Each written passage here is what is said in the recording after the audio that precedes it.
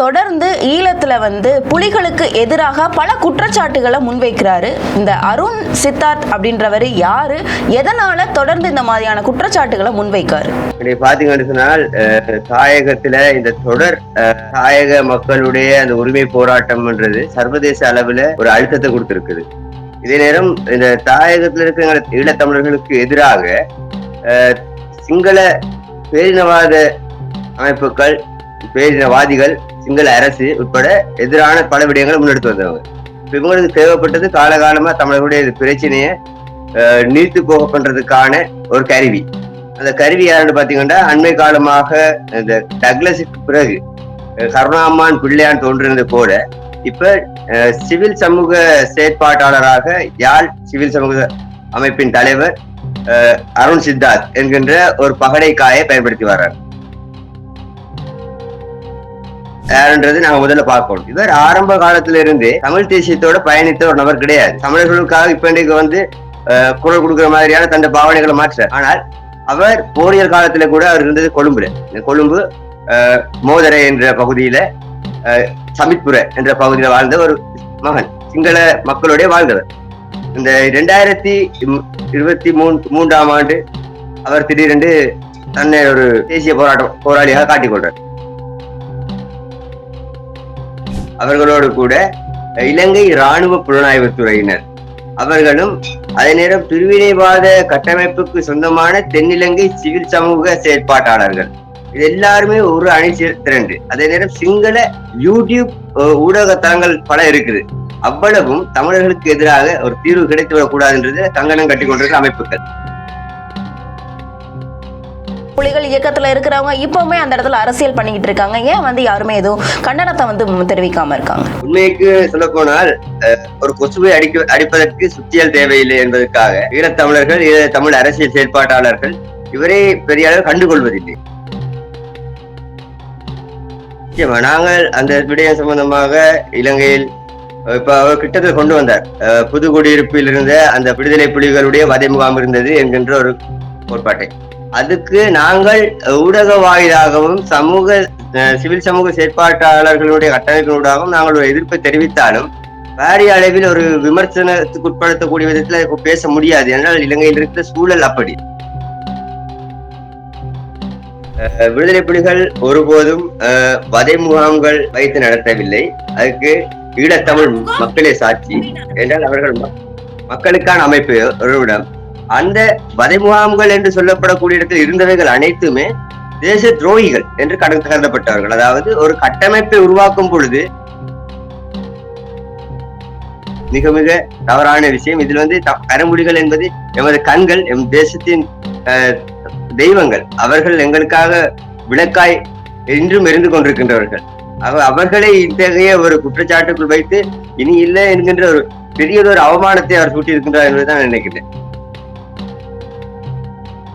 அந்த இனவாதிகளுக்கு அவர்கள் எதிர்பார்ப்பதை போல தமிழ் தேசிய நிலப்பரப்பில் இருக்கின்ற தமிழர்களை சிதைப்பதற்கு இவ்வாறானவர்கள் தேவை. இவர் வகிக்கின்ற ஒவ்வொரு குற்றச்சாட்டும், இவர் இப்பொழுது வந்திருக்கிறார் எப்படி என்று சொன்னால், அம்பேத்கருடைய அந்த போர்வையை போற்றிக்கொண்டு, சரியா, இப்ப அம்பேத்கருடைய போர்வையை போற்றிக்கொண்டு சாதியத்துக்கு எதிரான ஒரு அரசியலை பேசுவதாக தமிழ் மக்கள் மத்தியிலே தன்னை காட்டிக்கொண்டு நேரடியாகவே தமிழர்களை சிங்கள இனவாதிகளுக்கு காட்டிக் கொடுக்கின்றார்.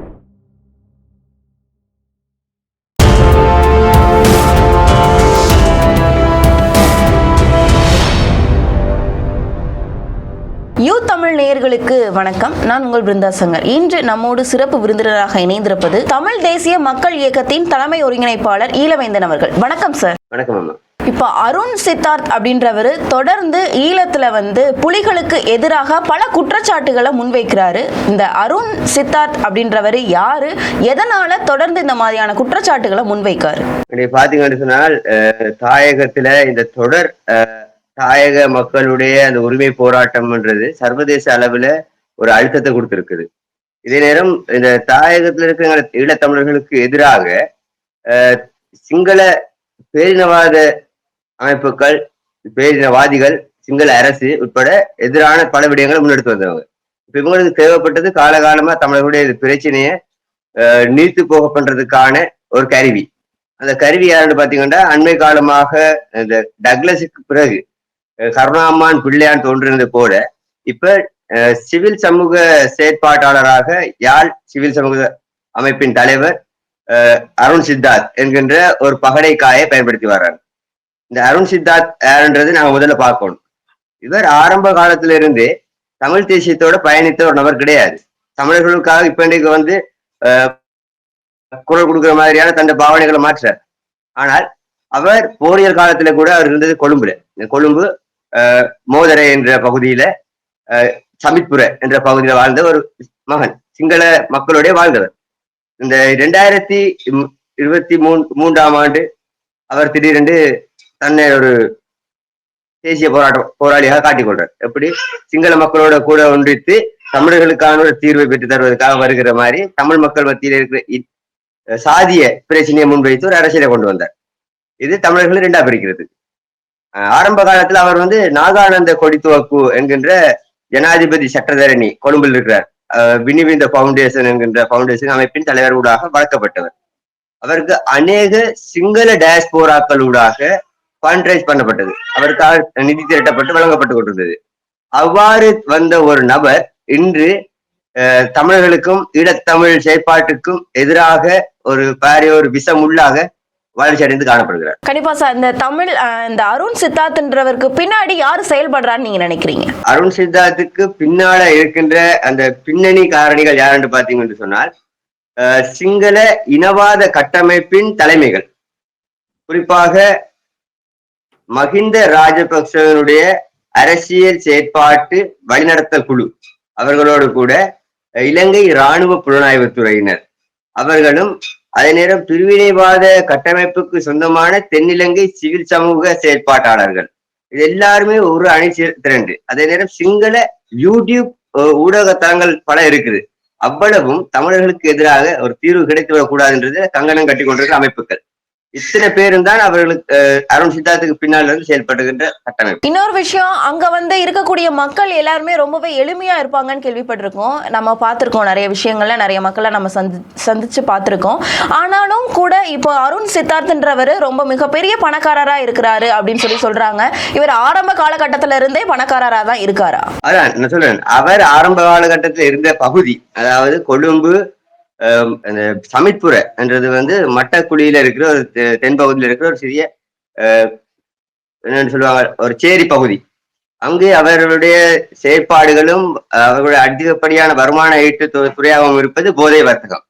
இந்த அருண் சித்தார்த்தினுடைய பின்புலத்திற்கு அதிகப்படியான வருவாயை கொடுத்து கொண்டிருந்தது இந்த போதை வர்த்தகம். தற்போது அருண் சித்தார்த் யாழ்ப்பாணத்தில் நிலையெடுத்திருப்பதற்கு பிரதான காரணம் தென்னிலங்கையூடாக வருகின்ற கடத்தல்காரர்களுடைய அந்த ஆதரவை கடற்படையினருடைய செயற்பாடுகளை ஒருங்கிணைப்பதற்கும் அந்த பாதைகளை ஒழுங்கமைத்து தென்னிலங்கைக்கு போதைப் பொருட்களை கட்டமைத்து அதை அனுப்புவதற்குமான செயல் திட்டங்களுக்கான ஒரு இயந்திரமாகத்தான் நான் வந்திருந்து செயல்பட்டு கொண்டிருக்கிறேன்.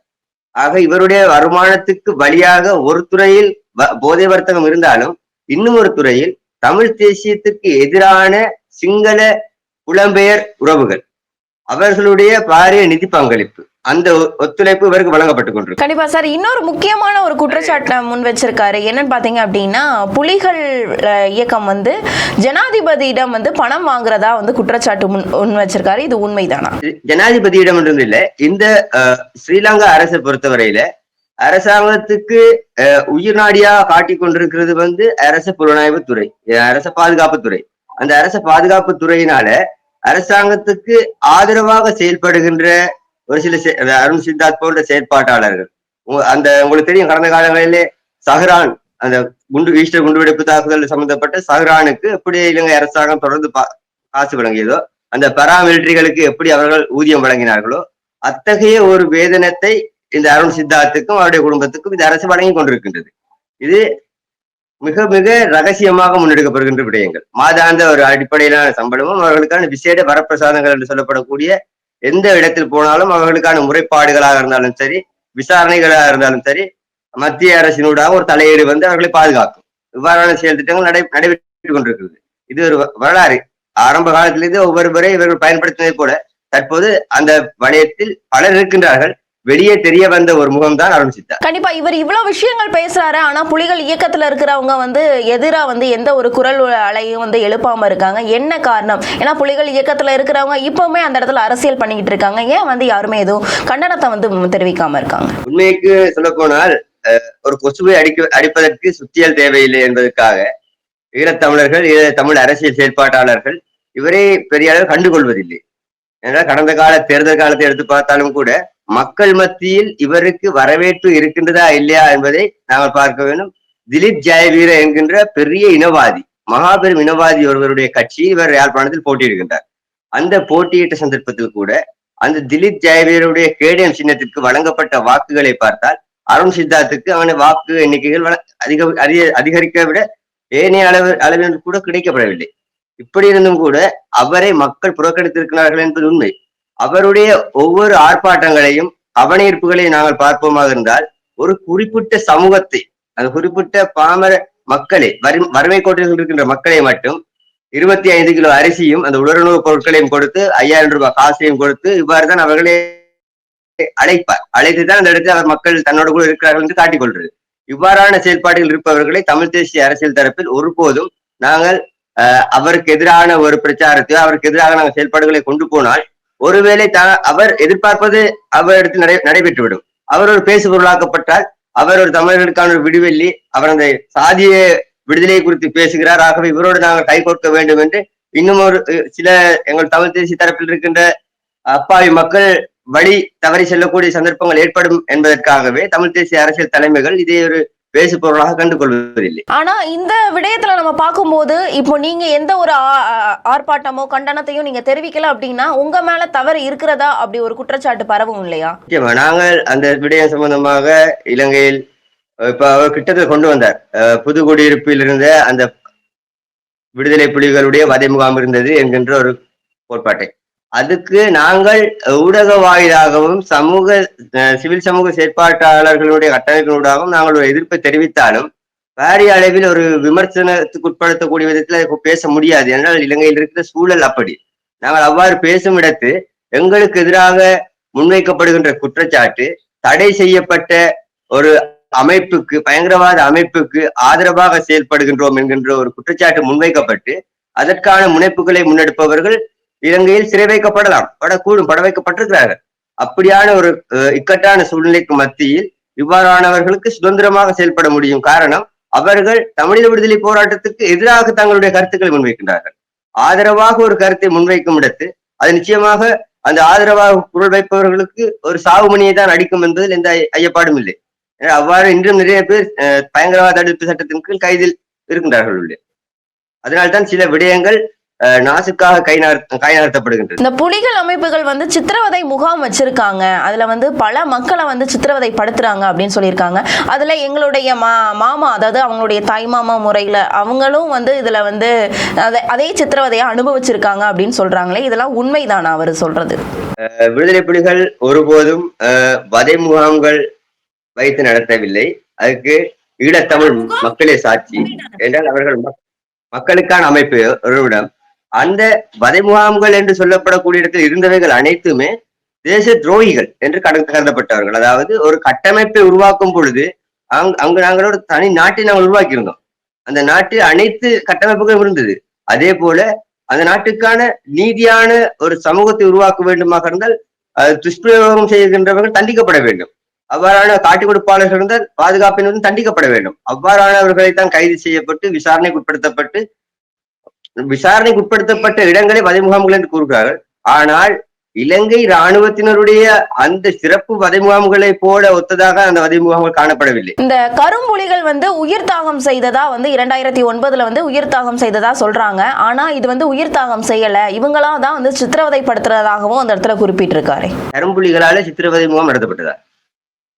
வாய்ப்பில்லை. கரும்புலிகள் அவர்களுடைய செயற்பாடு வேறு. அவர்கள் தேசத்தின் பாதுகாப்புக்காக அவர்கள் எந்நேரமும் அவர்கள் தனித்துவமான ஒரு தியாகத்தின் மனப்பான்மையில் அவர்கள் பயணி பாதுகாக்கப்பட்டு வளர்க்கப்பட்டு வந்தவர்கள்.